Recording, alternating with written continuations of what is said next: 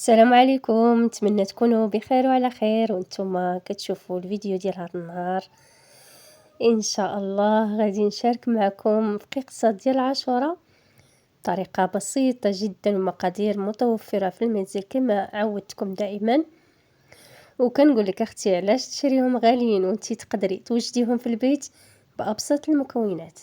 بسم الله على بركه الله. كنحتاج 200 غرام ديال الزبده، حنا زبده مارغرين، 2 فرماجات، كاس ديال سكر ثقيل ولا سكر كلاصي، ساشي ديال الزهر،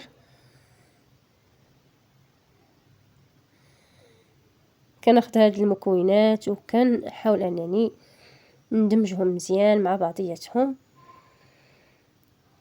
الزبده من الاحسن تكون بحراره الغرفه باش تساعدنا في الخدمه هكا، باش تندمج لنا مع داك السكر مزيان. ومن بعد ما خلطتهم ولاو عندنا بهذا الشكل هذا بحال شي بوماد، كنضيف لهم 2 بيضات وكنخلطهم مزيان مع المكونات، باقي المكونات، حتى كنتحصل على واحد الخليط اللي كيكون منسجم ومطلوق. ضروري ان هذيك الزبده تدخل مع البيض، ما يبقاوش طريفات ديال الزبده باينين نهائيا. كنحاولوا نحركوا مزيان بيدينا. دابا راه الجو كيساعدنا على الزبده انها تندمج. كنضيف شويه دقيق هنا غير باش تساعدني على الذوبان ديال الزبده. ومن بعد كنضيف اللوز اللي هرمشته تقريبا نص كاس، المهم كيبقى على حسب الاختيار.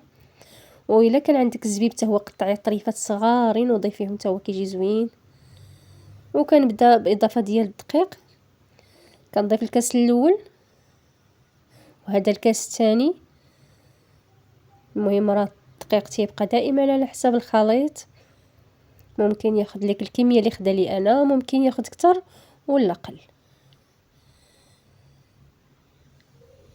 كنستمر في الخلط كما كتشوفوا في الفيديو.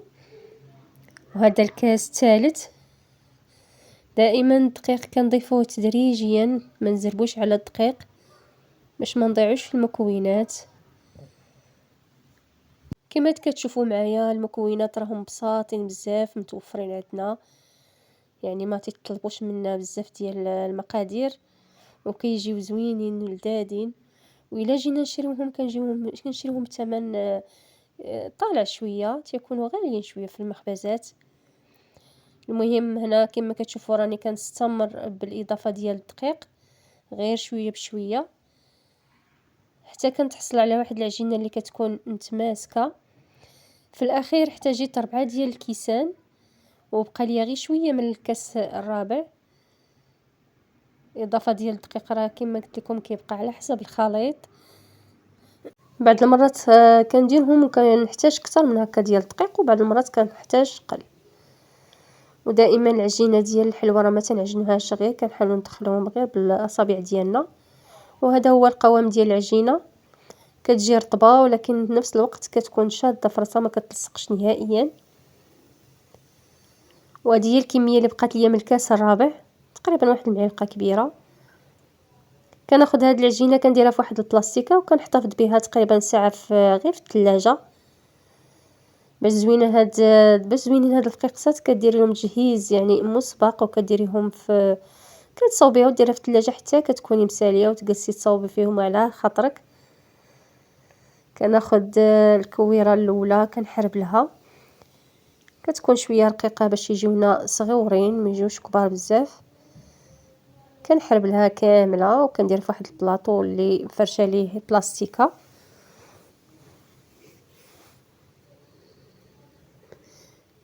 كنحاولوا اننا نرققوهم باش يجيونا فقيقسات في القياس، لان الحجم ديالهم كيتزاد في الفران واخا ما درناش فيهم الخميره.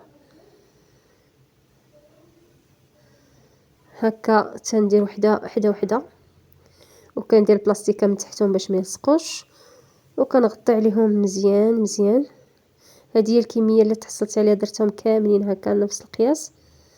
كنغطيهم مزيان باش ما يشموش لي الريحه ديال الثلاجه. وصافي كنخليهم تقريبا ساعة، وممكن حتى يباتو حتى الغد ليه ماشي مشكل، مكيوقع ليهم والو. وهنا راه قصحوا شويه، غادي نبدا غير بحال بول واحد ولا جوج كنحطهم حدايا، لان الا خرجتهم كاملين غادي يديكونجولاو ولا غادي يرطابوا من جديد. صافي كناخذ الموسى كيكون ماضي وكنبدا نقطع فيهم، ما يكونوش رقاق بزاف لانهم مازالوا غيتحلوا شويه في الفران، تيكونوا يعني غلاط شويه كما كتشوفوا. المهم كلشي قدامكم واضح في الفيديو، وكنستمر هكا حتى كنقطعهم كاملين بنفس الطريقه. المهم اهم حاجه انكم ما تخرجوهمش من المجمد كاملين باش ما يرجعوش يدي كونجولا. كنقطعوا شويه بشويه بحال هكا، ما يكونوش رقاق. وفاش نبغيو نحطوهم في الطاوه كنحاولوا نقادوهم شويه بين يدينا بحال هكا، وكنستمروا هكا حتى كنكملوا العجينه اولا الكميه اللي عندنا كامله بنفس الطريقه. صراحه فقيقزات اللي كيجيو ساهلين، نستغلوهم في هاد الايام ديال عاشوراء ونجربوهم ان شاء الله لوليداتنا غادي يعجبوهم بزاف. ساهلين ومكوناتهم متوفرين، ما تياخذوش بزاف ديال الوقت ولا حتى المجهود. نتمنى تجربوهم ان شاء الله وتردوا عليا. ومن بعد ما كملتهم كاملين نتوما كتشوفوا التقطاع راهو ساهلين، ما كيجيوش مجمدين بزاف. كنديرهم في طاوه هكا اللي كتكون فيها ورق الزبده، ولا ممكن ندهنهم غير بالزيت. ندهنوا الطاوه بالزيت، والفران كنكون شاعله عليه يعني نار متوسطه. وفاش ندخلوا هاد القريشلات هادو كنقصوا على الفران، كنخليهم من الفوق حتى كيتمسكوا شويه ونزلهم من التحت حتى كياخذوا لينا واحد اللون يكون موحد، يكونوا محمرين هكا. ونقصوا عليهم الفران باش يجيو مقرمشين وطايبين من الداخل. وهذه هي الكميه اللي تحصلت عليها، كتجي كميه كثيره ما شاء الله. صراحه كيجيو زوينين بزاف في المنظر ديالهم ولا حتى في المذاق ديالهم، كيجيو هائلين، تيجيو مقرمشين وهشاشين في نفس الوقت. شوفوا معايا تنوريكم الشكل اللي تحصلت عليه. هذاك اللوز تيجي تيبان، والا كان الزبيب حتى هو راه تيجي زوين بزاف. انا ما توفرش عندي، المهم قضيت داكشي اللي عندي. وهذا هو القوام ديالهم، تيجيو مقرمشين وهشاشين في نفس الوقت، كيجيو لذاذ بزاف. نتمنى فعلا انكم تجربوهم ويعجبوكم، وما تنساوليش اللايك الفيديو والبارطاج مع الاهل والاصدقاء. ما بقى لي نقول لكم شكرا لكم على المتابعه، والى اللقاء.